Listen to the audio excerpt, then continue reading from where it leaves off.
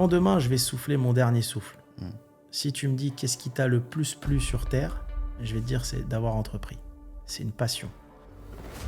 Les plus belles aventures ont commencé avec le minimum de sous dans des garages. Parce qu'on ne travaille jamais aussi bien que quand on est à court d'argent. Concrètement, une personne elle a 1 million. Où faut-il investir? Tu sais, la fois, il y a un ami, il me dit Hakim, je vais ouvrir un resto, j'ai 400 000. Mais je dis, tu fais la connerie de ta vie. Diversifier, c'est hyper important. Aucun pays est à l'abri d'une guerre. Tu vois, moi, si je devais gérer un pays, je mets une fiscalité légère. Par contre, je te dis, si tu triches, c'est prison directe. Tu sais, la richesse d'un homme, c'est sa dignité et sa parole. Ouais. Tout le reste, Ouais. on connaît tous McDo, Burger King. T'as vu, quand ils ouvrent, ils font pas une euphorie. Il n'y a pas une grosse communication au départ. Est-ce que tu sais pourquoi? Non. Le meilleur concept au monde, c'est l'emplacement. Une fois que tu as un emplacement, j'ai envie de dire, la franchise, elle passe pas, tu peux passer à une autre franchise, ça fonctionnera. Et si tu es mauvais en business, même avec un bon franchiseur, tu gagneras pas d'argent. Tu as voulu racheter Quick. Est-ce que tu peux nous parler un petit peu du processus? Comment ça s'est passé dans les fonds? Dans le monde du halal, il y a plein de fast-food, mais il n'y a rien en restauration assise. Il y a un marché de dingue. Quelles étaient tes intentions dans ce business-là? Le but, ça aurait été d'en faire la marque de burger halal numéro 1 au monde. Je fais un super business plan, une centaine de pages, je bosse dur et tout avec mon équipe. On fait un truc magnifique, franchement, j'étais content du boulot. J'arrive devant le juge. Salut Hakim, comment tu vas aujourd'hui? Salut Wissam et toi? T'as la Toujours la forme forme. Ça va bien? Toujours. Ouais. Bon, là, on va faire une petite vidéo. Un petit question-réponse D'accord. assez rapide, assez vif. Donc, je me suis noté quelques questions qui me sont souvent revenues. Ouais. Donc, par des viewers ou même des questions qu'on m'a posées en front quand j'ai croisé des entrepreneurs ici. Donc, voilà. Qu'est-ce que t'en penses? Pas de souci. Ouais. Je suis là pour Direct. répondre. Allez, Bon, bah, direct, nickel. on fonce. Allez, super. Alors, la première question que j'ai pour toi, c'est au niveau de la franchise. J'aimerais que tu nous donnes tes conseils pour trouver une bonne franchise. Quels sont tes conseils? Alors, trouver une bonne franchise, c'est en fonction des envies d'entreprendre de chacun. Est-ce que tu aimes bien la restauration? Est-ce que tu as envie de te mettre dans d'autres domaines? Souvent, la restauration, c'est un domaine de passion. Tu vois, souvent, tu vas mieux gagner ta vie ailleurs, mais bon, tu préfères peut-être avoir une franchise de restauration que d'onglerie. C'est en fonction des envies de chacun. Ensuite, rencontrer le franchiseur, c'est important. Voir s'il y a un bon feeling avec l'équipe de développement et d'animation. Demander de voir les bilans. Alors, les bilans de certains sites et les bilans du franchiseur. C'est important de voir le bilan du franchiseur. Est-ce qu'il gagne de l'argent? Est-ce qu'il ne va pas y avoir une faillite à venir ou autre? Et aller à la rencontre des franchisés. Tu vas à la rencontre des franchisés qui sont là, qui sont établis depuis 2 ans, depuis 3 mois, et parler de l'accompagnement. Est-ce qu'il y a un bon accompagnement? Est-ce qu'ils gagnent de l'argent une fois qu'ils payent leurs redevances, etc. Est-ce qu'ils gagnent de l'argent? C'est important. Tu vas à la rencontre des franchisés et après, c'est ta vision de la marque. Est-ce que tu penses que cette marque va perdurer dans le temps ou pas? Est-ce que tu penses que le produit va perdurer ou pas? C'est très important. Tu as des gens, si on prend de la food, par exemple, ils vont croire au burger, d'autres ils vont croire au tacos, d'autres ils vont croire au kebab, d'autres ils vont croire au pokéball, d'autres au bagel. Ça dépend. Tu vois? Et après, au-delà de ça, je dirais que ce qui va primer, le franchiseur, il ne va pas tout faire pour vous. Il faut que vous soyez aussi bon entrepreneur, que vous fassiez vous-même marcher votre affaire et que vous allez chercher un emplacement de grande qualité. Parce que le meilleur concept au monde, c'est l'emplacement. Une fois que tu as un emplacement, j'ai envie de dire, la franchise, elle passe pas, tu peux passer à une autre franchise, ça fonctionnera. Mais c'est important. Le franchiseur, il est là pour accompagner, mais si tu es mauvais en business, même avec un bon franchiseur, tu gagneras pas d'argent. Et il y a des grands groupes qui changent de franchisé parce qu'ils se plantent aussi des fois sur le profil du franchisé. D'accord. Tu vois? Ok. Et une question du coup qui est un peu dans la même thématique. On voit souvent des franchises qui font un starting pas terrible et que ils se révèlent plusieurs années après. À ton avis, c'est pourquoi? Alors, tu as 2 choses. Alors, il y a le starting du départ et le starting business. Je donne un exemple. Tu as vu les grandes marques, les grands qu'on connaît tous, McDo, Burger King. Tu as vu, quand ils ouvrent, ils ne font pas une euphorie. Il n'y a pas une grosse communication au départ. Est-ce que tu sais pourquoi? Non. Souvent, tu as des petites chaînes, tu as vu, ils ramènent plein d'influenceurs, il y a du monde. Les grands groupes, ils font ça parce qu'ils ne veulent pas que le client soit déçu au départ. C'est-à-dire qu'au départ, ils ne peuvent pas absorber la masse de clients. Donc, s'il y a trop de monde la première semaine, eh ben, le client, il est déçu. Ouais, c'est vrai. Et ça risque de traduire de mauvaise façon, on va dire, le développement de la marque à cet endroit-là. Donc, eux, ils y vont de façon assez pérenne, Mhm. tout doucement, et les Crescendo. clients se viennent, tu vois. Ensuite, si tu me parles de la marque, c'est-à-dire des fois, tu as des marques qui s'implantent, qui quittent le territoire et qui reviennent. Bah, j'en ai deux cas comme ça. Tu as Burger King, Mhm. qui s'est installé en France en 97, et ça n'a pas fonctionné. Je crois qu'ils en ont ouvert une vingtaine. D'ailleurs, ils ont vendu après à McDonald's, et ils sont revenus avec l'impulsion d'Olivier Bertrand à la reprise des Quick. Ils ont redéployé, et là, ça fonctionne très bien. Tu as 530 Burger King en France à date, peut-être pour 1 milliard 400, 1 milliard 500 millions de chiffre d'affaires, et ça a bien repris, parce que ce n'était pas forcément le moment. Alors pourquoi? C'est mon avis perso. Mhm. C'est mon avis perso, hein. Ouais. Je dis bien, je pense qu'en 97, l'immigration qui consomme en France n'avait pas grandi. Mhm. C'est mon point de vue. Je me Mhm. dis que 25 ans après, ceux qui avaient âge 1, ils ont aujourd'hui 26 ans, ils consomment plus de fast-food qu'avant. Euh, les habitudes des Français ont aussi changé. Ouais. Donc à l'époque, c'était peut-être 3 quarts d'heure pour manger. Aujourd'hui, c'est un quart d'heure. Donc il y a plus de fast-food, hein. Mhm.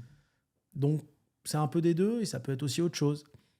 Tu as d'autres marques, comme je ne sais pas si tu connais Paradis du Fruit. Ouais. Ouais. Paradis du Fruit, par exemple, ils avaient ouvert il y a une dizaine d'années, je crois même plus, à Toulouse. Ça Mhm. a fermé, ça n'a pas tenu. Donc en province, ça ne fonctionnait pas. Mhm. Et là, je vois qu'ils commencent à se redéployer en province. D'accord. T'as Quick qui avait fermé plein de restos, on est au courant, et là ils repartent sur du développement. Mhm. J'ai envie de te dire, une marque, elle meurt jamais. Une belle marque, elle meurt jamais. Mhm. Tu sais, nous, à l'époque, quand j'avais vendu Naba, bon, eux, ils se sont mis beaucoup dans le foncier, donc ils ont réduit le parc. Ils voulaient que je revienne pour redéployer. Mhm. Après, moi, j'étais occupé avec mes activités internationales. Mais là, je sais que ça va être redéployé, et ça marchera, parce que une marque assise, quand ta marque, elle est assise, tu peux fermer plein de restos et en rouvrir. Il y a un moment, il y avait Columbus Café. Je ne sais pas si tu Je connais, connais. franchise française. Mhm. Je crois qu'ils étaient montés à 70 dans le parc. Ils sont redescendus à 10. Ouais. Et là, ils sont remontés à 200. Une marque, quand le concept il est viable, etc., ça fait des va-et-vient. Ça Bien monte, sûr. ça descend. Et des fois, c'est en fonction du bon tempo. Il faut que la clientèle ait grandi. Nous, aujourd'hui, on a un certain âge. Il faut regarder ce que veulent les enfants de 10 ans, parce que dans à peine 7 ans, et 7 ans, c'est demain, ils ont 17, 18 ans. Et les générations, ils passent de plus en plus vite. Il faut s'adapter à ce nouveau marché. Mhm. Mais je pense qu'un bon concept, une belle marque, c'est increvable. Mhm. Tu vois. Et d'ailleurs, t'as voulu racheter Quick avec du coup un fonds qui te suivait. Est-ce que tu peux nous parler un petit peu du processus? Comment ça s'est passé dans les fonds? Alors, en process, comment ça se passe d'acquisition M&A, on appelle ça Mhm. comme ça. Pas de panique, j'ai juste mis pause quelques secondes pour vous dire de vous abonner. Plus de 80% d'entre vous qui regardez la vidéo n'êtes pas encore abonnés. Alors pour me soutenir, pour continuer à regarder des vidéos comme celle-ci, abonnez-vous. Je vous remercie et bon visionnage pour le reste de la vidéo. On reprend. Tu dois faire un audit de l'entreprise que tu veux acheter. D'accord? Donc, tu rentres déjà en relation avec la banque qui a le mandat pour vendre. Mhm. Nous, c'était la banque Lazare. D'accord? Tu rentres, il faut montrer patte blanche, et il faut montrer, pour qu'ils te donnent la due diligence sur l'entreprise, que tu as les investisseurs à tes côtés et les moyens financiers de faire cette acquisition. Ils ne vont pas donner des informations sur des grosses affaires comme ça à tout le monde. D'accord? Une fois que tu as montré patte blanche, donc tu rencontres le vendeur. Nous, notamment, c'était le groupe Bertrand. Tu peux rencontrer pour poser des questions, comment c'est organisé, etc. Quand les banques ils montrent donc, que tu as les investisseurs à tes côtés, et que toi, plus investisseur, égale éventuellement le fonds pour acheter, ils te donnent les informations sur l'entreprise. Donc les contrats de travail des cadres de l'entreprise, le nombre de restaurants, les capex à investir pour remettre en état les restaurants, le panier moyen. Enfin, tu rentres dans plein de stats. Mhm. C'est des centaines et des centaines de documents. Et là, tu es avec ton équipe M&A et tu étudies la cible, ce qu'on appelle la cible, donc cette société à reprendre. Et là, tu vas bosser. Nous, on a bossé dur, hein. On a bossé pendant, sans exagérer, 1 an, jour et nuit sur ce dossier. Ah oui. On a beaucoup bossé. Il fallait faire des audits, il fallait travailler avec des majors de la finance. Enfin, c'est beaucoup de travail, le M&A. Mhm. Et j'étais très bien entouré. J'ai eu la chance d'avoir une équipe formidable à mes côtés. Et, euh, et donc, bon, ce qui est dur, c'est pareil, on parlait du sacrifice, c'est tu te sacrifies pendant un an, à la fin, ça passe ou ça passe pas. Bien sûr. Il y a eu un acquéreur qui a proposé un peu plus et qu'on fait l'affaire du siècle dans la restauration, et tant mieux pour eux. Mais c'est ça le M&A. Ouais. C'est ça. Donc après, tu récoltes. Après, comment ça se passe? Tu vas aller chercher de la dette. Mhm. Tu vas aller chercher de la dette. Nous, par exemple, on avait mis 80 millions d'apports, ce qu'on appelle l'equity, pour aller chercher à peu près 150 millions de dettes. Et après, dans la dette, il y a plusieurs choses. Il y a ce qu'on appelle la dette standard, il y a la dette mezzanine, d'accord, c'est de la dette sur de la dette en réalité. Et après, tu dois calculer que ton EBITDA, donc l'EBITDA, il y a plusieurs choses dans le bénéfice d'entreprise. Il y a l'EBITDA, il y a l'EBIT, il y a l'EBITDAR, enfin, il y a avant loyer, après loyer, c'est assez complexe. Les financiers, ils sauront de quoi je parle. Eh ben, tu dois calculer pour faire en sorte que ton bénéfice rembourse la dette. En fait, c'est comme un petit fonds de commerce que tu achètes. Ouais. C'est pareil. Si tu prends le cas de Quick, tu te dis le résultat, c'est 20 millions par an. À l'époque, c'était 20 millions, par exemple, ou 25 millions. Et là, tu as 150 000 de crédit sur 10 ans. Tu vas devoir rembourser avec intérêt 20 millions par an. Eh ben, il faut que ces 25 millions de bénéfices payent les 20 millions. Si Quick explose, ce qui a été leur cas, tu passes à 60 millions de bénéfices, tu as de quoi payer ta dette et il te reste 40 millions. Ouais. Après, dans ces 40, il y a une partie que tu remets dans l'entreprise, que tu gardes dans l'entreprise, bien entendu, pour refaire des restaurants vieillissants, parce que tu as des restaurants qui vieillissent, et pour ouvrir des nouveaux. Ouais. Tu te dis sur 40, dans ma trajectoire de prévisionnel, je vais peut-être réinvestir 15 ou 20 pour rénover et faire des nouveaux. Et il va te rester encore 20 millions de bénéfices. D'accord. Et après, tu dis, est-ce que je distribue, est-ce que je laisse dans l'entreprise et je récupère au moment de la vente? Il y a plein de façons de faire. Mais c'est comme ça que ça D'accord. fonctionne. Il faut bien calculer. Alors, ça marche très bien, le M&A, tant que l'entreprise absorbe assez de résultats pour aller payer la dette que tu as contractée pour faire grandir. Il ne faut pas que tu te retrouves avec beaucoup de dettes et une entreprise en perdition. Ok. D'accord. Après, c'est le sens inverse. Tu consolides pas ton marché, mais tu déconsolides. C'est pour ça que tu as des groupes, des fois, qui pèsent 2 milliards et plein de choses. Il y a un moment, ils ont des problèmes de trésorerie, ils ont trop de dettes, ils revendent des choses Yes. pour faire entrer du cash frais. D'accord. Et donc, du coup, tu avais également l'intention de racheter Courte Paille. Ouais. Donc, est-ce que tu peux nous dire les raisons de ces achats, que ce soit Quick ou Courte Paille? Qu'est-ce que tu voulais en faire? Courte Paille, on était... je l'ai raconté la dernière fois, justement, dans un podcast audio. Pas de chance. Courte Paille, si tu veux, moi, j'avais cédé une boîte en 2014, ok. Bref, qui n'a rien à voir. Quand j'ai vendu Nabab, il y avait plein de filiales, dont une. Et en fait, Courte Paille, idée de dingue. Moi, je suis pote avec Michel, qui est un spécialiste de l'entrecôte. Et donc, on se dit... Alors, c'est un ami qui m'a parlé de l'affaire. Un ami qui s'appelle Loïc, qui bosse avec moi aussi, qui est mon ami et mon collaborateur. Il me dit, Hakim, il y a ça à faire. J'y tiens, on a un truc à faire. Dans le monde du halal, il y a plein de fast-food, mais il n'y a rien en restauration assise. Il y a un marché de dingue. Tu as des familles, demain, tu es avec ta famille, tu as envie d'aller manger une entrecôte sympa, frite. Et moi, je crois beaucoup en monoproduit. Tu me proposes une chaîne de resto où il y a 50 trucs à la carte, je prends pas. Là, je me suis dit, monoproduit, c'est magnifique. On met ça dans tous les relais, dans tous les courtes pailles. D'accord ? Et donc, je fais un super business plan, une centaine de pages, je bosse dur et tout avec mon équipe. On fait un truc magnifique, franchement, j'étais content du boulot. J'arrive devant le juge. Donc, en fait, on a fait la meilleure proposition. Nous, on a dit, on reprend la chaîne, on reprend les salariés, il y en avait 2000, on reprend les franchisés, il y en avait 80 et les 120 filiales, on reprend tout. Ouais. On se débrouille. On a trouvé 20 millions à mettre aussi pour relancer la machine, marketing, etc. La juge, elle me dit, Monsieur Benotman, en plus, on s'est tapé la honte parce que la salle a été comble, il y avait plein de monde. Il y a les gens de tous les autres groupes concurrents qui étaient là parce qu'ils voulaient racheter. Mais ils n'ont pas fait une aussi belle proposition que vous. Elle me dit, Monsieur Benotman, vous avez été mis en interdiction de gérer, en faillite personnelle, sur une entreprise que vous aviez en 2014. Alors, ce qu'ils appellent interdiction de gérer, et faillite personnelle, c'est pas que... Faillite, les gens, ils comprennent comme tu es en faillite, tu n'as plus de thunes, c'est pas ça.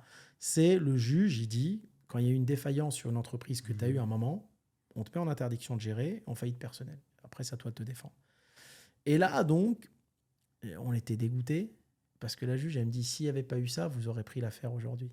Incroyable. Et moi, je dis à la juge, je dis, mais je n'étais pas au courant. Je dis, est-ce que je peux donner la présidence de ma boîte à un de mes collaborateurs? Elle me dit, non, c'est trop tard, on n'a pas le temps. Là. Ça s'est passé comme ça. Ah ouais. Et en fait, ça m'a appris que j'étais mis en interdiction de gérer en faillite. J'étais même pas au courant. Parce qu'en fait, il m'avait envoyé les papiers chez moi au Luxembourg. Moi, j'habite au Luxembourg et j'étais à Dubaï. Et j'ai pas fait le suivi de mon courrier perso. D'accord. J'ai fait que le suivi de mon courrier pro. Ouais. Tu vois? Ouais. Et donc, on s'est retrouvés, on était débités. Franchement, là là. on était dégoûtés. Ouais. Ça s'est passé comme ça. Moi, je dis, ça fait rien. Après Quick, deuxième échec, on n'a Ouais. pas fini de tenter. Tu vois, Bien nous, sûr. on est là pour tenter. Bien sûr. Et en fait, là, je suis passé au tribunal en appel pour cette faillite personnelle pour sortir de là. Je suis en train de sortir de ça. J'attends le verdict. D'accord. Mais ils peuvent te mettre en faillite perso pour un truc tout bête. Ouais, hein. pour rien, bien sûr. Tu te fais contrôler, tu as des salariés dont la carte de séjour est périmée. Le juge, il peut dire, je te mets en interdiction de gérer, faillite Bien perso. Bien sûr.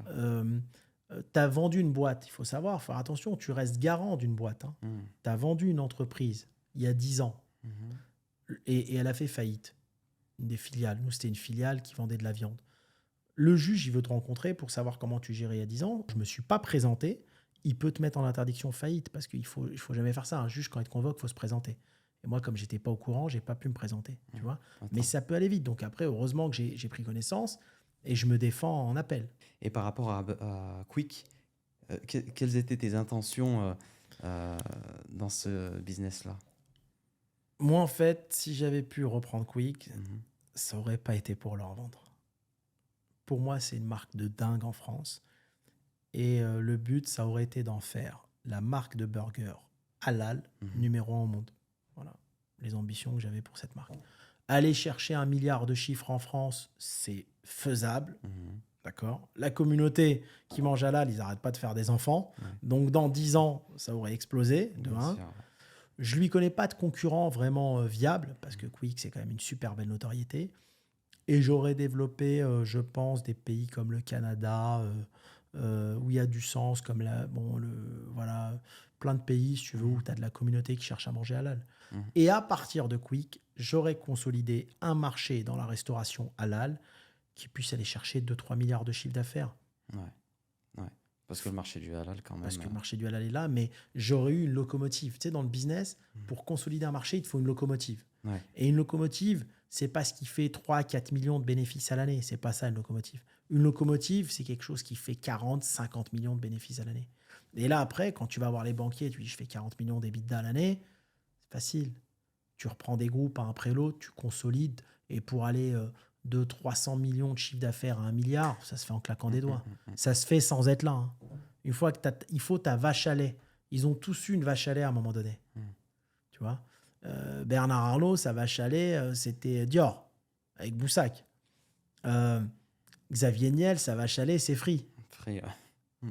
Le reste, je sais pas si ça rapporte de l'argent. Il te faut une vache à lait. On a eu pas mal de commentaires par rapport à ta reprise de Courte Paille et de Quick, qui était vraiment pas terrible, on va dire. Est-ce que tu peux leur répondre à ces personnes?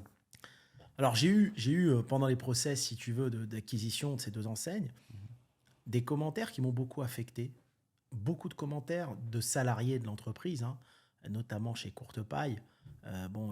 Tu te doutes bien que c'est une ancienne marque française qui vendait et qui vend toujours de l'andouillette, etc. Donc, tu as des salariés qui sont dans ce domaine-là, on va dire, hein, qui sont habitués à vendre les andouillettes. Et les commentaires, c'était non, ils vont pas nous mettre du halal dans les Courte Paille, on veut pas de halal.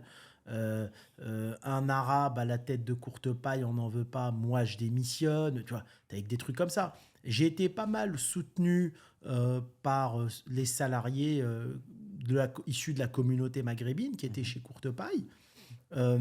Quelques autres salariés, mais très peu par les autres.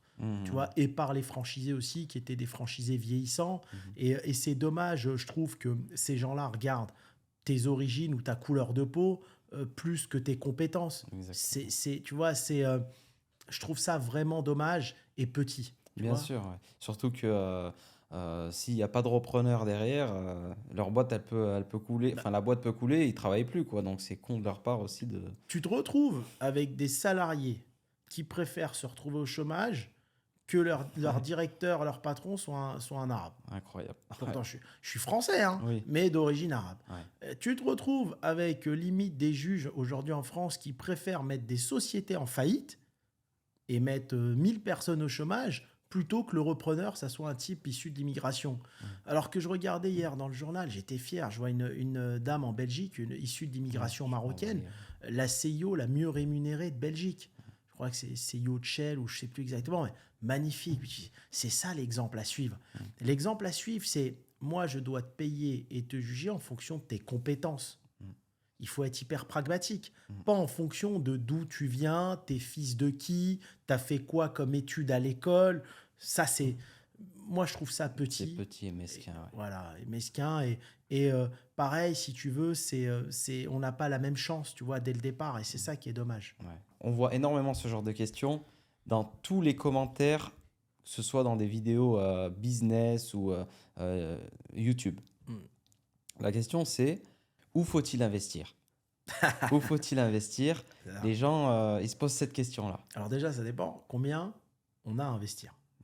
Combien on a à investir. Deuxième question, est-ce qu'on a encore envie de bosser dur ou est-ce qu'on veut de la tranquillité? Je donne un cas de figure. J'ai 100 000 euros. Je peux les mettre en apport dans un resto ou dans une autre affaire physique où je vais bosser. Et avec 100 000, si je veux faire du financement, je vais aller chercher 500 000, faire une affaire à 600. Si je veux pas faire de crédit, je fais une petite affaire à 100 000. Mais je vais bosser. Je vais bosser et ça va peut-être me rapporter, je sais pas, 10 000 euros par mois. Et je vais bosser. Ou alors 100 000, j'ai plus envie de bosser. Je me dis, je vais m'acheter un petit studio, un appartement à Marrakech qui va me donner sur Airbnb 2 000 euros par mois. Tout dépend ce que tu veux faire de ta vie. Il y a des gens qui veulent prendre leur retraite à 30 ans. Tu vois. Moi, j'ai investi à l'époque de façon à ne plus avoir à travailler à 21 ans si j'avais voulu. Tu vois, parce que je l'ai fait intelligemment. Ouais. Mais si tu veux, c'est en fonction de ce que tu as envie de faire. Il faut diversifier ses investissements. De un, il faut aller mettre de l'argent à des pays qui vont monter. Nous, à l'époque, on a investi en Grèce pendant la crise. En 2017, on a fait x4 sur nos investissements. Là, on sort de Grèce. On va aller investir dans des pays montants. On réfléchit quel pays va monter. Alors moi, par exemple, l'IMO, j'ai une façon de réfléchir. C'est bien vivre, soleil, d'accord, qualité de vie. Je pars du principe où les pays qui vont monter en immobilier, c'est les pays où il fait bon vivre. Alors, je donne un exemple. C'est normal que l'immobilier coûte plus cher à Luxembourg aujourd'hui qu'au Maroc. Un exemple. Pourquoi? Parce que les gens y bossent. Les gens travaillent au Luxembourg, donc les revenus sont plus importants. Le salaire moyen, c'est 4-5 000 euros, là où au Maroc, ça va être peut-être 800 euros, tu vois. Mais ce qui est en train de se passer, c'est un changement dans la façon de réfléchir des gens. Ils vont bosser, par exemple, au Luxembourg, mais ils n'achètent plus leur résidence au Luxembourg, ils l'achètent au Maroc. Ils préfèrent être locataires au Luxembourg. Parce qu'ils ne veulent peut-être pas finir leur vie là-bas. Tu vois, parce que ce qui fait que l'immobilier ne montait pas dans ces pays-là où il fait bon vivre, parce que Marrakech, c'est fabuleux, l'Espagne, c'est fabuleux, c'est parce qu'il n'y avait pas le travail qui allait avec. Tu vois. Et après, alors investir, ça dépend. Il faut que tu me donnes un montant. Est-ce que j'ai 100 000? Est-ce que j'ai 1 million? Est-ce que j'ai 10 millions? Par exemple, là, clairement, concrètement, une personne, elle a 1 million. Alors, tu vois, cette question, elle est surprenante parce que en fait, je vais te dire un truc. J'ai posé cette question à plein d'amis à moi. Ils n'ont même pas de réponse. Je dis à plein de gens, je te donne 1 million. Là, parce que tu sais, tous, ils veulent être millionnaires. Ils ont l'impression qu'1 million, c'est beaucoup. 1 million, c'est rien du tout. Ils veulent être millionnaires. Je dis, bon, ok, tu as 1 million. Dis-moi ce que tu fais avec 1 million. Et combien 1 million va te rapporter? Et ils n'ont même pas de réponse. Alors, il y en a un, il me dit, ouais, je m'achète une maison. Et ta maison, elle ne te rapporte rien. Tu vas la louer quoi? Une maison à 1 million, tu vas la louer 2 000 euros par mois, 2 500, 3 000. Après impôt, il va te rester quoi? 1 700 euros. Tu es au SMIC avec 1 million. Tu vas faire quoi? Donc d'autres, il va te dire, ouais, non, je fais un restaurant. Un restaurant sans financement. Donc tu investis 1 million, ton resto, il peut couler, tu perds 1 million tout de suite. L'autre, il va te dire, je vais acheter des appartements à Dubaï. Tu vois. Moi, avec 1 million, je diversifie. Déjà, 1 million, je m'excuse auprès de ceux qui ne font pas de financement, mais avec un, je vais aller chercher 10. Première étape, avec 2-3 banques partenaires.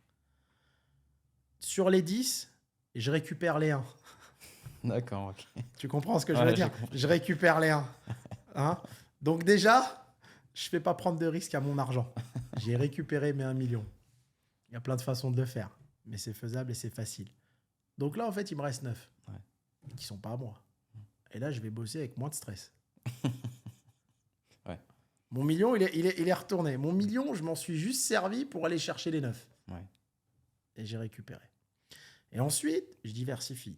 Il y aura un peu d'immobilier, d'accord? Il y aura dans des pays montants. Je vais pas, tu sais, moi j'ai plein de potes qui ont 100, 200 millions d'IMO en France et qui, après impôt, ils gagnent rien. Enfin, pas grand-chose. Quand je dis rien, il va gagner 30, 40 000, 50 000 euros par mois. Ouais. Mais c'est rien par rapport Par à rapport à- l'actif immobilisé, si tu veux. ouais. C'est rien du tout.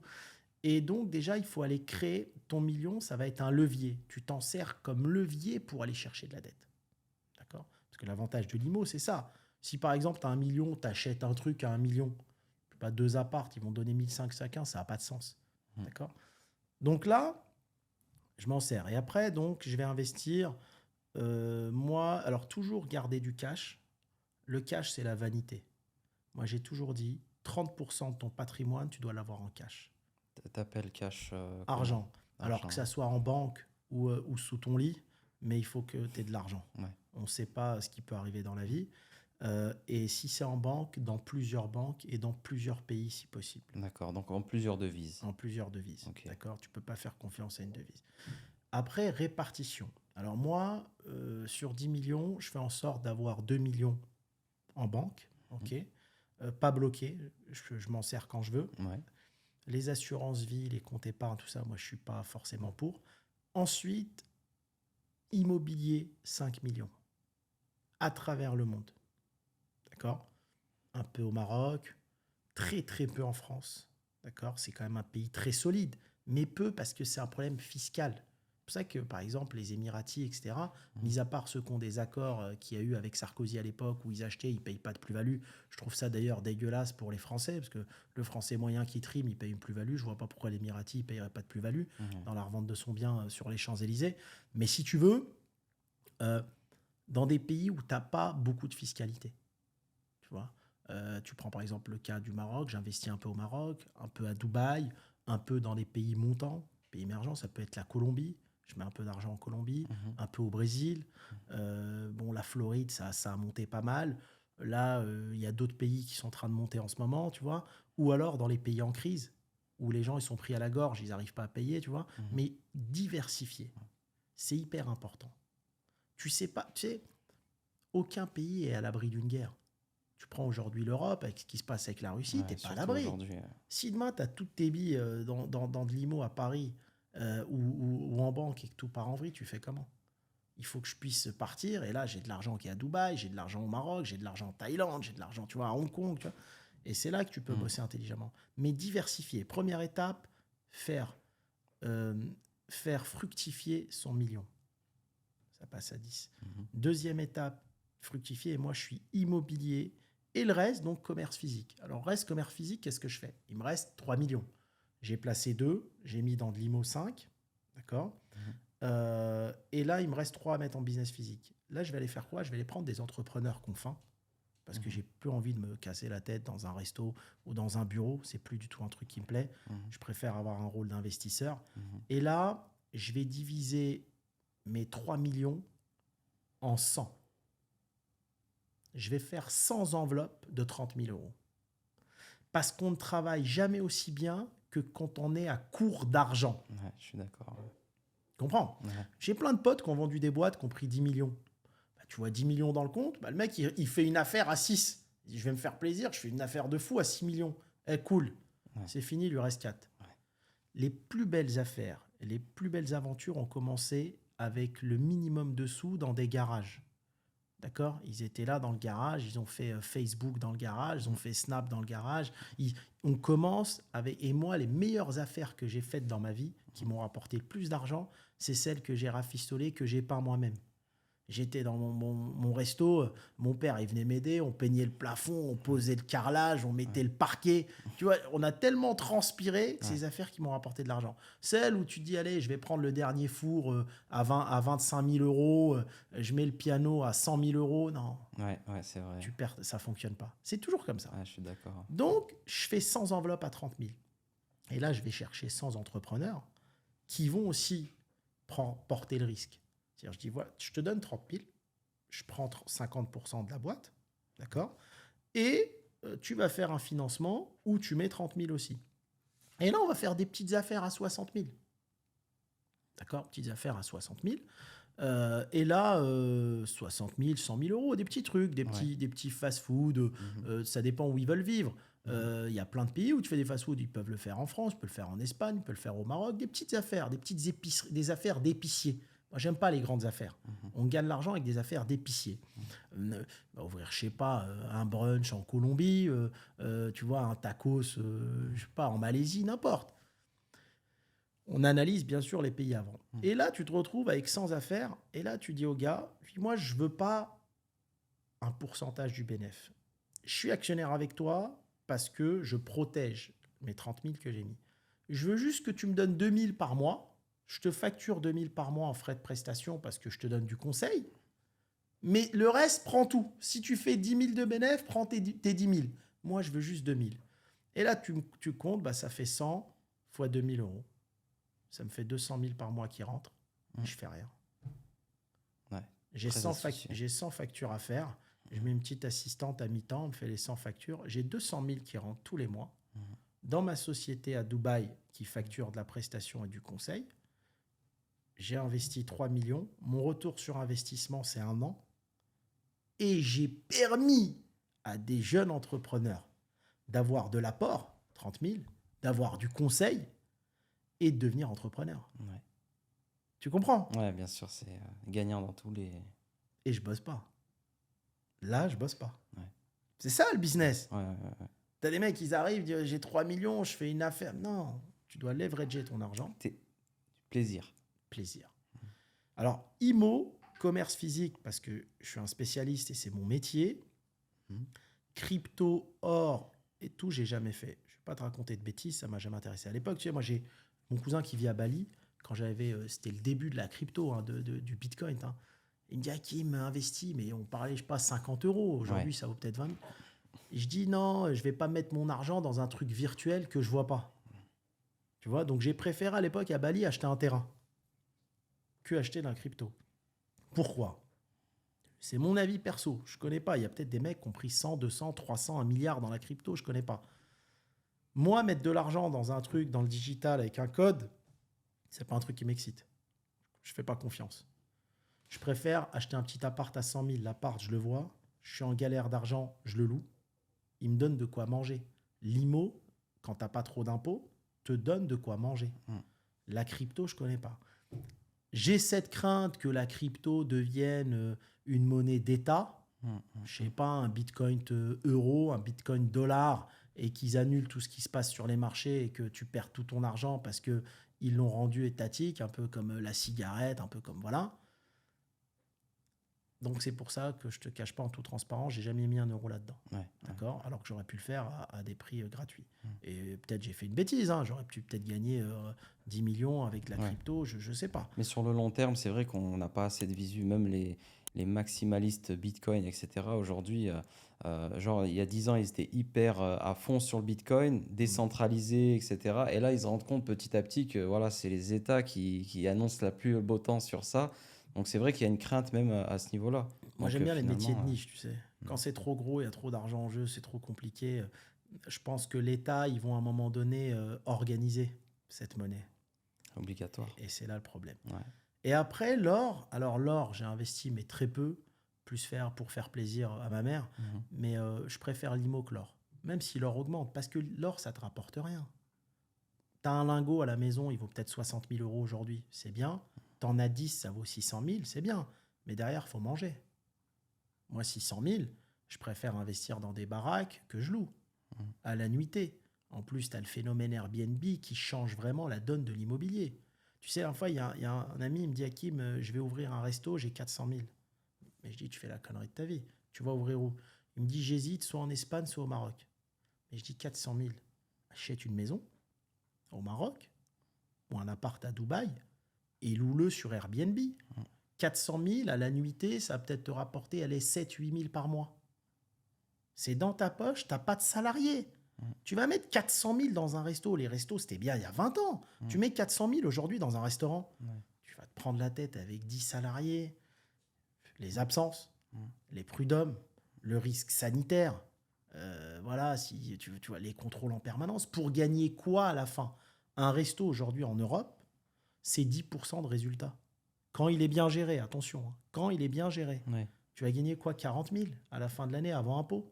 Et il te rapporte moins qu'une maison Airbnb. Ouais, non, mais... Sauf que la maison, elle prend de la valeur parce que c'est de l'actif dur. Ton resto, c'est quoi? C'est un fonds de commerce. Mm.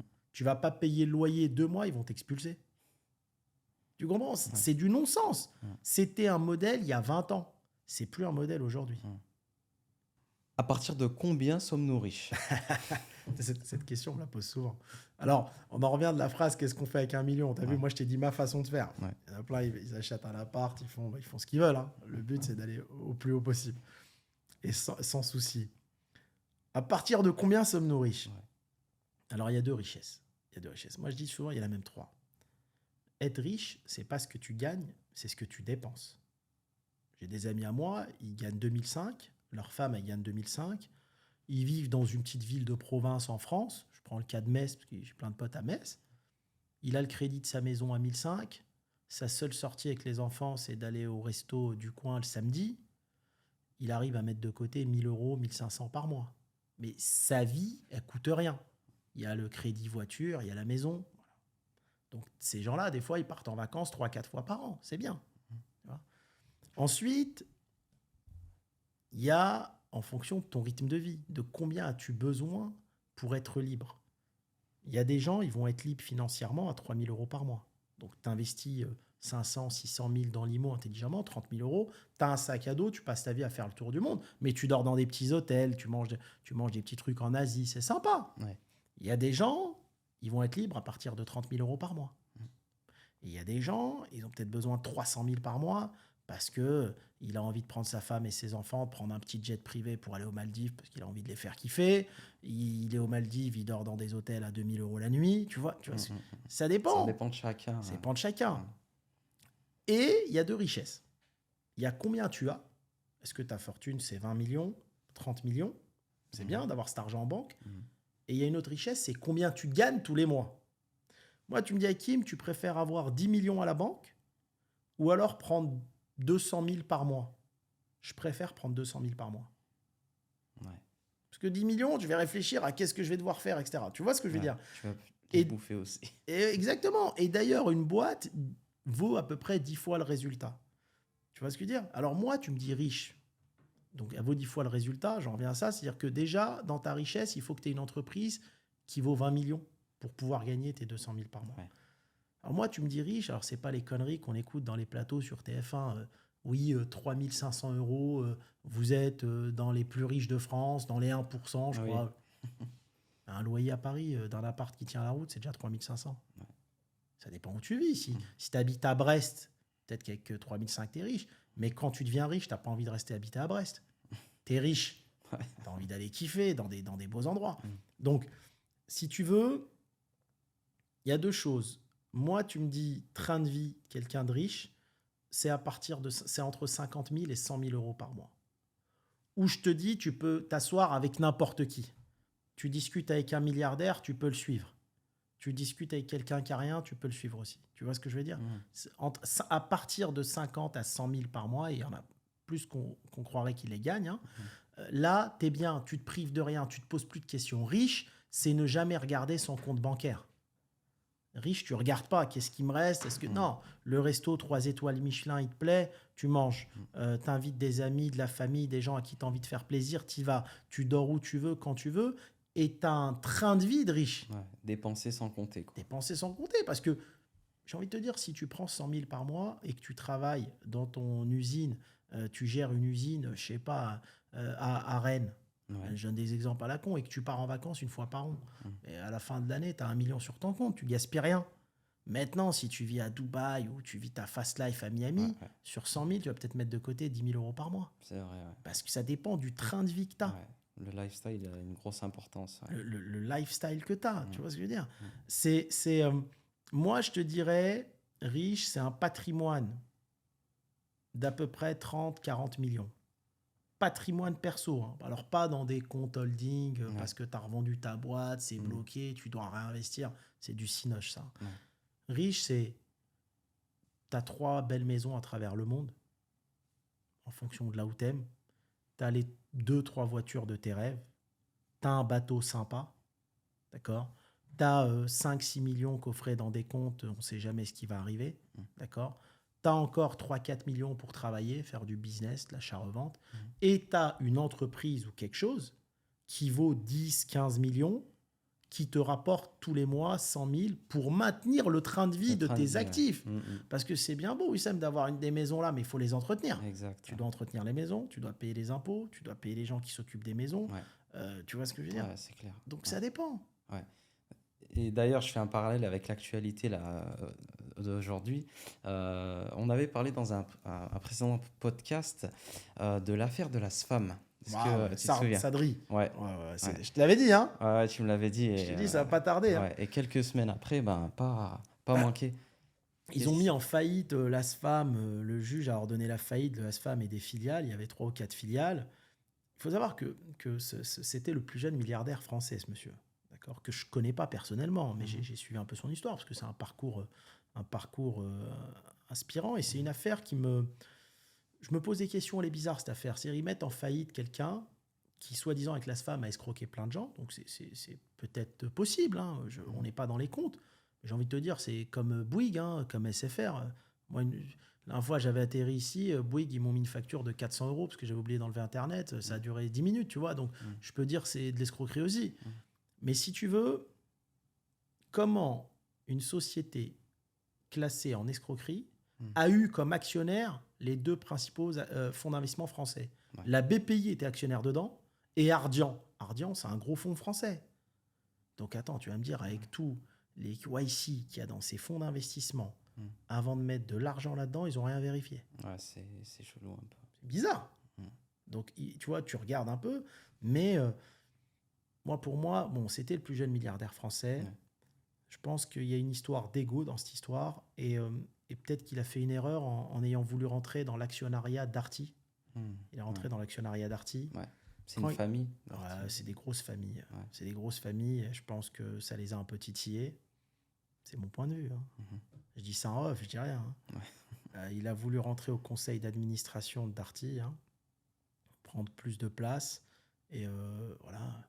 Et il avait une fortune personnelle, enfin professionnelle, via ses actifs dans cette société, estimée à 1,4 milliard. Aujourd'hui, c'est 0. Donc j'espère pour lui que...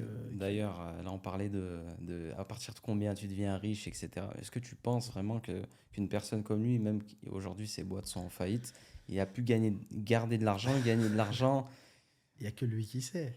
Le problème, c'est que quand tu connais bien le système fiscal, tout ce que tu as fait avec l'argent, c'est visible, du premier euro au dernier. Alors, peut-être il a investi dans les haras au niveau des chevaux, etc. Mais ça dépend. Peut-être que tout est lié à l'ASFAM. Tu sais, souvent, quand les gens ils ont une boîte comme ça qui fait pas mal de bénéfices, ils créent une holding au-dessus, les bénéfices remontent à la holding, une partie des bénéfices distribués. De là, tu crées une société, ta holding, elle est filiale d'une société qui a ton bateau, si tu aimes le bateau. C'est comme ça le système, il ne faut pas croire. Hein. C'est pas autre chose. Généralement, ils n'ont rien à titre personnel. Et cette holding prend une autre société, elle crée une autre société qui va aller acheter des haras pour mettre tes chevaux. Mais quand ta société, là, ta première société qui a l'argent, elle est en faillite. Le juge, il peut ordonner la faillite de la holding. Ah ouais, bien sûr. D'accord. Et de toutes ses filiales. De toutes ses filiales. Ouais. On va prendre les chevaux, le haras, on va prendre le bateau, on va prendre l'avion. Mais c'est le système, quand tu le comprends bien, il est comme ça. Et ceux qui nous regardent, qui connaissent bien le système, le montage financier occidental, parce que c'est pas que la France, c'est l'Europe. Hein. C'est pour ça que tu as des mecs qui peuvent peser 2 milliards aujourd'hui et un an après, 0. Ouais. C'est pour ça que tu dois diversifier tes activités à travers le monde. Alors, j'ai vu qu'ils voulaient faire des filiales à Dubaï et tout. Je ne sais pas si ça a été fait avant. Ils ont investi aussi beaucoup dans Upside des magasins. Parce que je pense, après c'est mon point de vue, que quand tu te fâches avec Darty, il a voulu faire ses propres mini Darty. Tout est parti en liquidation. Je pense qu'il y a eu au moins 200 millions d'investis là-dedans. Parce que nous, on suit un peu les dossiers. C'est du business, ça nous intéresse, tu vois. Et après... À titre perso... Tu sais, je ne sais plus c'est qui, c'est pas Flelou, je crois Optique 2000, il y a un opticien français. Il a pris de l'argent dans sa boîte, 200 millions.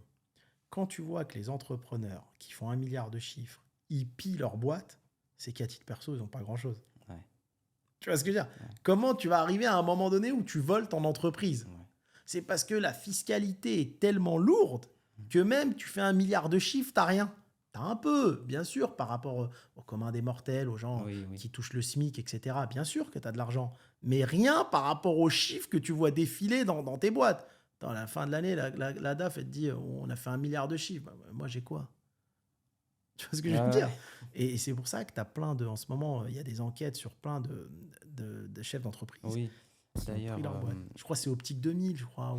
ouais, et tu as aussi une enquête, mais c'est pas une enquête policière ou quoi, c'est une enquête par des médias Ouais, qui est sortie sur Blast, il me semble, sur YouTube, ouais. par rapport au propriétaire actuel de BFM. Comment il s'appelle? Drahi? Drahi, ouais, Ouais. ouais. Comme quoi il achetait via ses boîtes de limo et enfin, Ils font de la décaisse. ouais, C'est de la décaisse. ouais, Tu sais, le petit entrepreneur qui fait 1 million de chiffres, il va essayer de décaisser 100 000 euros. Il va dire donne-moi 100 000 euros en liquide, je te fais un virement. Il y en a plein qui font ça, on le sait. Mais eux, c'est pareil à haute échelle. Mm. Sauf que c'est des gros sous, donc c'est moins visible. ouais. Tu vois? Mm. Donc il va dire allez, je te fais un virement de 100 millions ou 40 millions. Le Mm. truc, il a jamais existé. Lui, il a récupéré l'argent. Mais tout ça, c'est dû à quoi? C'est dû à une fiscalité trop lourde Ouais, c'est ça qui pousse, comme on qui le disait pousse hier au niveau des bornes, à tricher. tout le monde triche. Alors que, tu vois, moi, si je devais gérer un pays, Mhm. je mets une fiscalité légère. Par contre, je te dis, si tu triches, c'est prison directe. Et là, en fait, tu aurais l'économie réelle du Bien pays. sûr, bien sûr. Et tout resterait dans le pays. Et tout resterait dans le pays. En Mhm. fait, enfin, je connais pas un entrepreneur qui triche pas. Ouais.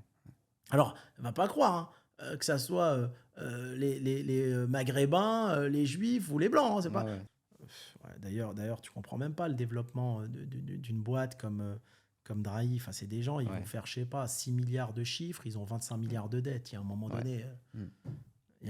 il faut répartir la dette et donner la possibilité à plein de gens de réussir. Ouais. Tu mets pas 25 milliards de dettes entre les mains d'une seule personne. Et il disait dans une interview qu'il dormait bien avec ses milliards de dettes. Mais c'est normal, tu dors très bien quand tu travailles avec l'argent qui est pas à toi. Ouais. T'imagines? Tu sais, il y a des gens, à partir du moment où ils ont un lifestyle de dingue, ils s'en foutent de ce qu'ils gagnent pas. Ouais, c'est Quand tu as des grosses boîtes comme ça, sur la boîte, tu as ton Gulfstream, tu as ton jet privé, tu as tes maisons aux quatre coins du monde sur la boîte, toi, tu kiffes ta vie, tu t'en fous. Hein. Enfin, en fait, il y a eu un petit débat dans un podcast où les gens parlaient un petit peu de toutes les réussites, on va dire, maghrébines, etc. Et il y a eu le cas, la SFAM, qui aujourd'hui, on en a parlé. Il y avait également le cas Zouari. Kazouari, c'est bien. Alors, moi, j'adore la réussite de ce monsieur. Ouais. Alors, comment il a réussi? Il faut comprendre déjà comment il a réussi. Quand tu connais bien la finance, tu comprends. Lui, au début, c'était un franchisé Franprix et il a travaillé avec Jean-Charles Noiry. Noiry, c'était le patron de Casino. D'accord? Casino, à un moment donné, avait beaucoup de dettes. Et en fait, il a proposé à Zouari de reprendre les casinos qui fonctionnaient, enfin les Franprix, qui étaient une filiale de Casino, je crois que ça l'est toujours, qui ne fonctionnaient pas. D'ailleurs, le cas Casino, on le connaît en ce moment, tu vois. Il y avait Xavier Niel qui voulait le reprendre, d'ailleurs avec Zouari et un banquier qui s'appelle Monsieur Pigas, etc. Et si tu veux, il y avait tellement de dettes qu'en fait, ça s'appelle Casino, il faisait une déconsolidation. D'accord? Quand tu montes un groupe, on en parlait hier, tu consolides en rachetant plein d'autres chaînes. Ouais. Quand tu es en difficulté financière, tu déconsolides. Et en fait, c'est comme un transfert de dette. C'est comme si moi, j'ai 100 millions de patrimoine, j'ai 80 millions de crédit. Je suis surendetté. Je vais dire, Wissem, sur mes 100 millions de patrimoine, je vais te refiler 50 millions. Mais avec les crédits qui vont avec. Et charge à toi de les rembourser. Tu vois, en fait, Noiry a déconsolidé le groupe Casino, a transféré ça à Zouari. D'accord. Tu vois ce que je veux dire? D'accord. Qui a fait un très bon boulot de relance des magasins Franprix et il a été multi-franchisé jusqu'au jour où il a racheté Picard. Oui. Et Picard, je pense qu'avec ça, il peut monter un groupe énorme parce que Picard, c'est une vache à lait. Et il n'a pas acheté cher, il a acheté 50% du capital alors que c'est une entreprise qui dégage un profit, je crois, à 150 millions d'EBITDA. Énorme, tu vois. Et le travail est très bien. Alors, je disais dans les commentaires, les gens disaient oui, le cas Zouari, est-ce que c'est un arabe, c'est ça? Est-ce qu'il Oui, est issu voilà, de c'est ça, l'immigration? ouais. Il se posait ces questions-là. Ouais. Alors, écoute, je te parle en toute transparence. Ouais. Moi, je fouille, j'aime bien les papiers avec mes collaborateurs.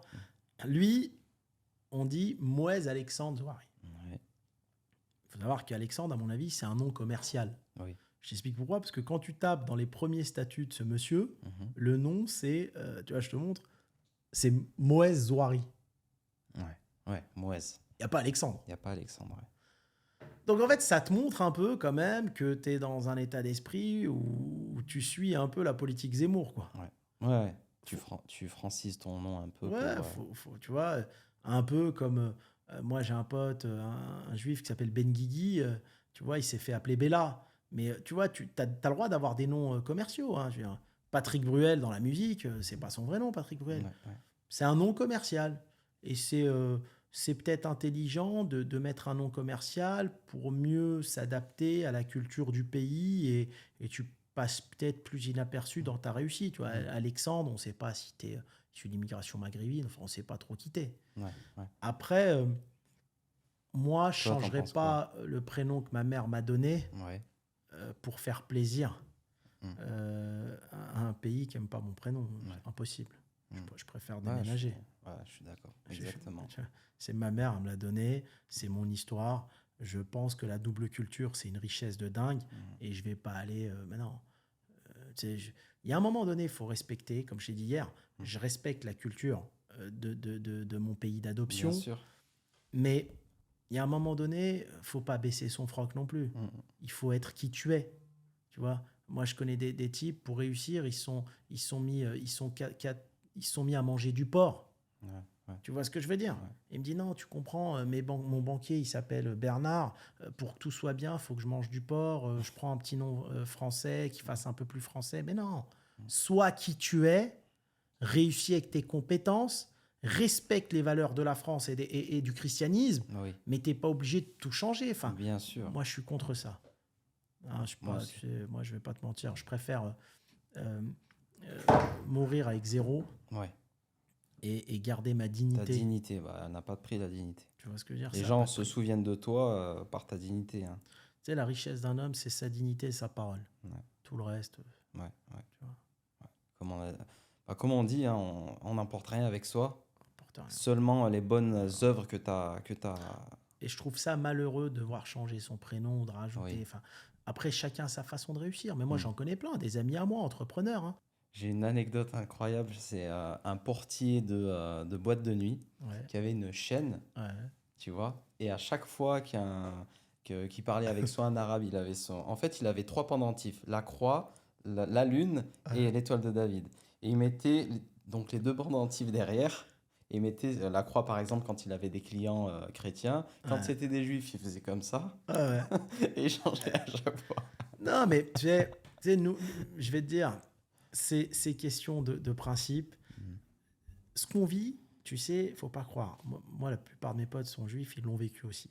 Faut pas croire. Ils avaient un gros problème aussi avec les prénoms, Ouais. etc. Bon, par rapport à l'histoire qui est la leur L'histoire, aussi. Mais tu sais, cette souffrance, elle est dans plusieurs communautés. Faut pas Ouais, croire. on Et c'est respecte. dommage. C'est dommage.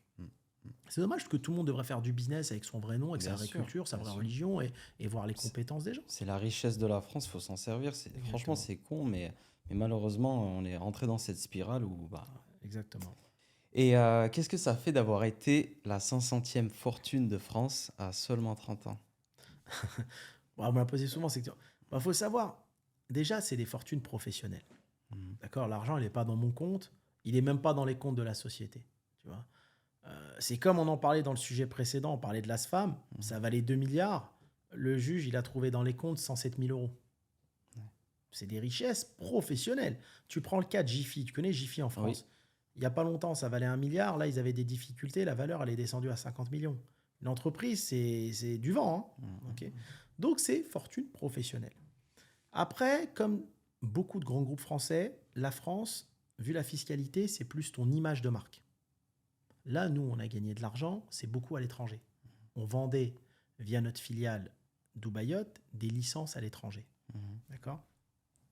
Et après, même en faisant 120 millions de fortune professionnelle, moi, j'avais un salaire comme tout le monde, hein, qui n'était pas... tu t'envolais pas. Hein. On faisait un salaire, j'ai un salaire, je ne le cache pas, 10 000 euros par mois, plus voiture de fonction, tu vois. Mon directeur général avait un meilleur salaire que moi. Parce que je voulais pas éclater la boîte, quoi. Ce que je voulais, c'est qu'elle évolue. On faisait un bénéfice qui était de 9 millions. les EBITDA. Cet EBITDA était en grande partie réinvesti dans le développement parce qu'on était dans un business où il fallait réinvestir en permanence pour ouvrir des nouveaux restaurants.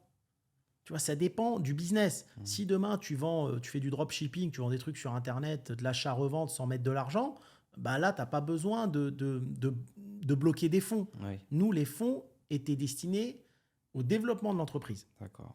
D'accord. C'est un peu comme, je ne sais pas si tu connais la marque de vêtements Orchestra. Hmm. Alors, Orchestra, c'est des vêtements pour enfants. Lui, pareil, ils ont mis tout l'argent. Dans le fond, un jour ou l'autre, ça a même fait faillite, ça a été repris à la barre et tout. Mais les fortunes professionnelles, c'est pas des vraies fortunes pour moi. Tu vois, un type qui est ici à Dubaï, qui a dans son compte perso 100 millions, c'est un vrai riche. Par contre, quand tu as une entreprise qui vaut 120 millions, qui fait de toi une fortune professionnelle 500e, tu n'es pas forcément très riche. D'accord, ok. Mais nous, on a gagné surtout de l'argent comment à l'étranger, dans l'achat-revente immobilier avec mes collaborateurs. D'accord. Tu vois, c'est surtout là-dessus. On gagnait beaucoup plus d'argent là-dessus qu'avec la franchise et on a gagné beaucoup avec l'immobilier commercial. Tu vois, il y a un moment donné, on a fait des opérations immobilières dans des pays. Je vais te raconter une anecdote. Une fois, on était en Thaïlande. Moi, je partais toujours avec mes collaborateurs proches en Thaïlande tous les hivers. Et ils me parlaient, je sais pas, on écoutait du rap et tout, en soirée. On sortait beaucoup là. On parlait de la fortune de Booba. Et c'était là, tu connais, Ouais. tu sais, on avait Oui. la trentaine, tu vois. Ouais. Ouais, même pas, 27 ans. Ouais, non, il pèse. Et tu sais, des fois, tu as des articles à la con sur Oui. Google, Oui. fortune 250 millions et tout. Et je dis au mec, si le mec a une fortune de 250 millions, et en fait, on parlait de lui parce qu'il venait faire le showcase le soir même. Ah, T'as compris? ouais. Je dis, est-ce que tu crois qu'il va se déplacer de Miami, il va faire 15 heures d'avion pour venir faire un showcase à 15 000 euros? Ouais. Et je dis, si t'as 250 millions, tu te déplaces pour 15 000. Ah, pas du tout. Tu comprends ce que je veux dire? Et après, à ce moment-là, on avait un contrat, écoute bien, un contrat en Suisse. J'avais quelqu'un qui voulait acheter la Master Naba pour la Suisse. 2 millions d'euros. On était tellement bien à Phuket que personne de nous voulait se déplacer pour aller signer un contrat à 2 millions. C'est pour te dire l'argent qu'on gagnait à cette époque-là. Incroyable. C'est-à-dire, mes collaborateurs proches, Ouais. je dis, vas-y, mais prends l'avion. Il me dit, non, Hakim, il me dit, attends, j'ai encore un mois ici de vacances et tout. Je dis, sur 2 millions, la boîte, elle prend 2 millions, tu vas me facturer une com à 400 000. Il me dit, non, je m'en fous, je préfère rester là. Tellement je leur faisais gagner de l'argent dans l'IMO. Ouais. Tu vois, Ah ouais, il y avait ce- on faisait beaucoup d'achats-reventes. En fait, on était des gamins et on gagnait tellement de pognon qu'on n'avait plus la notion. Ouais. Tu vois, ça a été une période de notre vie, on n'avait plus la notion de l'argent. Anecdote folle, là. C'est un truc de dingue. Ouais. 2 millions, Ouais. les mecs, ils voulaient pas se déplacer. Donc je dis, arrête d'écouter les conneries que tu vois sur Internet. Parce que si le mec, il a 250 millions, il va pas se déplacer pour 15 000. Je dis, toi, je sais même pas si tu as 5 millions, 2 millions, tu vas prendre une com de 300 000, tu n'as même pas envie T'as de même prendre pas envie l'avion. de- Ouais. Tu vois? Incroyable. Donc ça dépend de... Ouais. Ça dépend. Après, tu Ouais. sais, il y a que les gens qui savent ce qu'ils ont dans les comptes. Hein. Ouais. Moi, je connais bien la fiscalité. Je la connais par cœur. Je connais certains, si tu parles du rap, je connais certains rappeurs français, Mhm. à part ce qu'ils gagnent dans les showcases. Mhm. Parce que Ouais, c'est comme ça, Ouais. la main à la main. Ouais. Le reste, vu la fiscalité, Ouais. Il n'y a rien qui est finalement. il n'y a rien qui arrive dans ta poche. Ouais, ouais. En réalité, Mm. c'est toujours pareil. C'est un truc où si tu triches pas, tu gagnes pas d'argent. Et si tu n'investis pas vite à l'étranger les sous que tu as et que tu sais pas faire fructifier dans des pays à faible imposition, tu feras jamais d'argent. D'accord. Et là, aujourd'hui, toi, est-ce que tu as encore besoin de travailler? Non. J'ai besoin de travailler pour occuper mon esprit Mhm. et c'est ma passion. Mm. Quand demain je vais souffler mon dernier souffle, Mm. si tu me dis qu'est-ce qui t'a le plus plu sur Terre, je vais te dire c'est d'avoir entrepris. C'est une passion. Après, moi j'ai tellement bien investi très jeune que je pense qu'à partir de l'âge de 21-22, j'aurais pu ne plus travailler en gagnant très bien ma vie. C'est incroyable quand Tu même. vois? Et après, j'ai fait des conneries, attention, comme tout le monde. Hein, Oui. j'avais de l'argent placé dans de l'IMO qui valait des fortunes. J'ai revendu pour réinvestir dans des affaires qui, en fin de compte, n'ont pas marché. On fait tous des Bien conneries, sûr, hein, ouais, ouais. surtout quand tu es jeune, parce Ouais. que tu mets du temps à apprendre. Ouais. C'est sûr qu'aujourd'hui, à 40 ans, je fais plus de bêtises. Ouais. Mais à 25 ans, Le vice de l'entrepreneur, ouais, quoi. ouais. L'objet brillant, on veut investir. Alors autant moi, je joue pas au casino, mais dans le Oui. business, je mettais tapis, hein, Ouais, ouais, comme tu disais hier. tu vois. Hmm.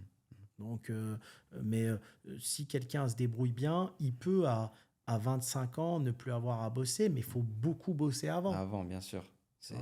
ouais, faut faire des sacrifices, comme on disait hier.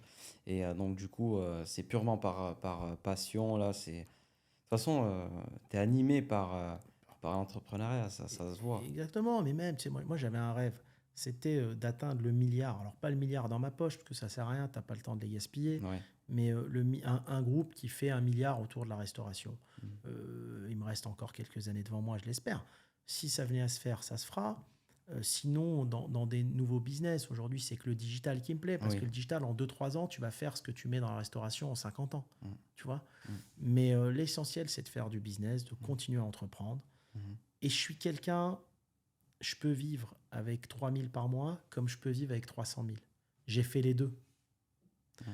T'es pas forcément plus heureux en gaspillant beaucoup. Comme je dis souvent à mes potes, les meilleurs restos, c'est les petits boui-boui pas chers. Ouais, je suis d'accord. Les hôtels où tu vas le plus t'éclater, c'est les 3 étoiles, trucs sympas, il y a des jeunes, tu rigoles.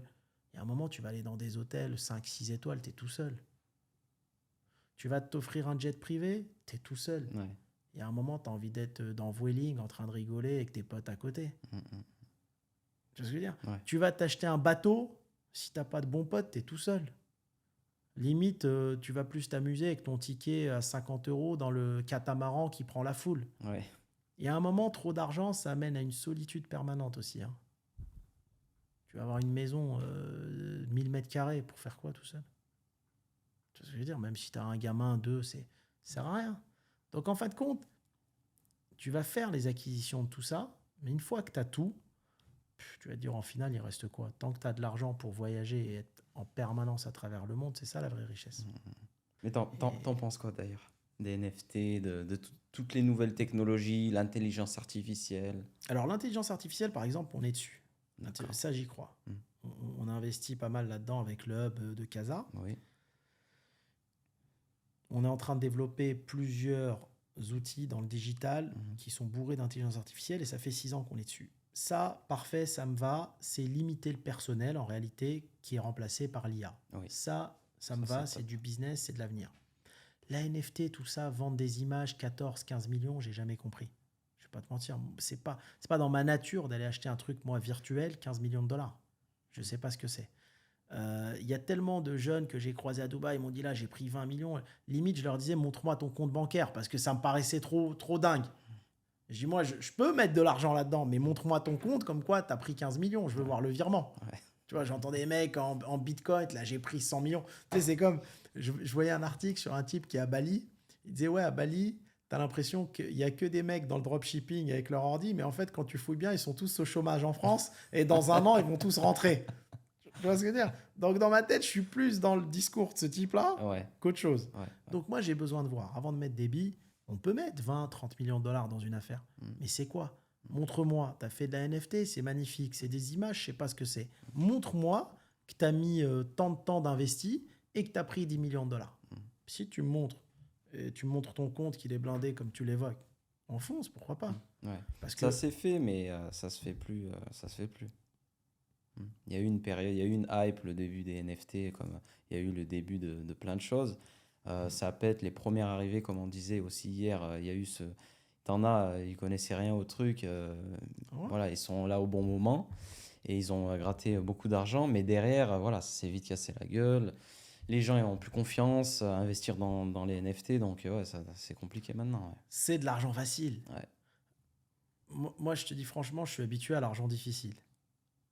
C'est-à-dire, tu vois, c'est pour ça qu'on le gaspille intelligemment. C'est parce qu'on a souffert pour gagner nos sous.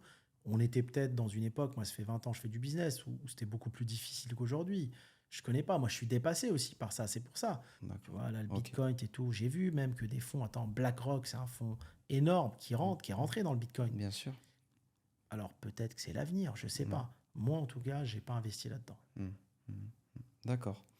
Bon, ben, je pense pour les questions un petit peu qu'on a pris via les commentaires, plus j'avais aussi mes propres questions. On a fait le tour pour cette vidéo. Ben, merci à toi. Merci à toi, Wissem. On se revoit dans d'autres vidéos un peu plus nichées. Allez, avec Allez, grand plaisir. allez, merci à toi. Merci à Hakim. toi. Merci d'avoir regardé cet épisode. Une autre vidéo de réponse aux questions d'abonnés Instagram arrive avec Hakim. Je vous laisse avec le teaser de la prochaine vidéo, l'ouverture de ma Dark Kitchen et la vente de ma marque de burgers. Abonnez-vous pour ne pas louper ça. À bientôt les amis. Je déconseille ceux qui souhaitent se lancer ici et investir leur argent à 90%, vous casserez les dents. Mais dans cette vidéo, vous allez avoir tous les points nécessaires par où on est passé. On a combiné nos forces pour le marché de Dubaï pour performer le plus rapidement possible.